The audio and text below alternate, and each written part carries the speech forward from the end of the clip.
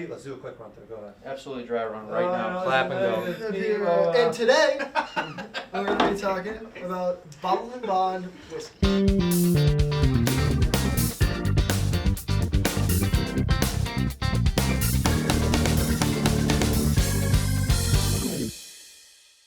Hey, what's up, guys? Welcome back to Between Two Barrels. I'm Pete. This is Nick. We're your home for booze news and reviews. Today, we're going to be talking about bottled and bond spirits.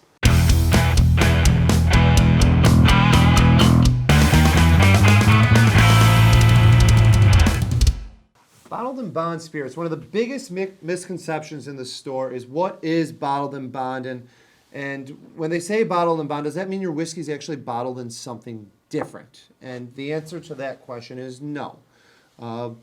Bottled and bond does not mean that. And Pete, why don't you tell us a little bit about what exactly bottled and bond means? Well, bottled and bond means mostly that the U.S. government gets to watch over the process of you distilling and aging your spirit. Most of the time whiskey, and then within that, most of the time bourbon.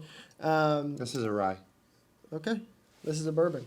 Okay. All right. And ryes, bourbons and ryes. Any type of whiskey. But essentially, the stipulation is it has to be aged 4 years at least. It has to be bottled at 100 proof, and the grains all have to be from the same growing season. It has to be distilled in the same still. It has to be the same master distiller. Same master distiller, and it has to be aged in a federally bonded warehouse. Back in 1897, in the late 1800s, bottle and bond was very important because when you bought a bottle of whiskey in the late 1800s, you really didn't know if it was truly whiskey. Sure. And distillers were known for mixing their whiskey with tobacco spit, ethanol, rubbing alcohol, paint thinner, really whatever they could use to make it look or taste like whiskey without actually being whiskey. Yep.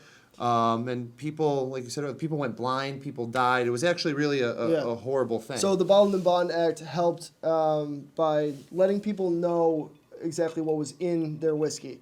And to benefit the distillers, to get them to be a part of this, they gave them a tax break. I didn't know that. Yeah. Oh, good. Yeah, it encouraged them to be a part of it. Well, right now I'm trying the Rittenhouse Rye, 100 proof, obviously, because it's bottled and bond. Quite delicious. Definitely has got some spice to it. I have the New Riff Bottled and Bond Bourbon. It's what we've talked about before on here. One of our favorites. Yeah, an excellent bourbon. Incredibly smooth for a 100 proof. Which, I mean, when you want a 100 proof whiskey, you want it to be at least 4 years or else it's probably going to be too hot. Yeah, but we offer many options for bottled and bond.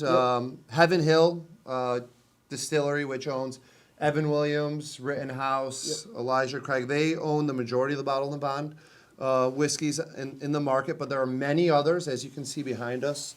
Early Times, Old Forester, New Riff, their rye, and their bourbons bottled and bond. Some of the best values in the market right now are some of the cheap bottled and bonds. You can find a pretty good quality bottled and bond whiskey for about $25-$30 for a fifth. This is under 25. It's one of the best values in the store. Yeah, and it's usually pretty good stuff. So I hope that was helpful. I hope you learned a little bit about bottled and bond whiskeys and what exactly bottled and bond means. Come in and we'll help you pick one out to enjoy. Yeah. Thanks for tuning in. We'll see you next time.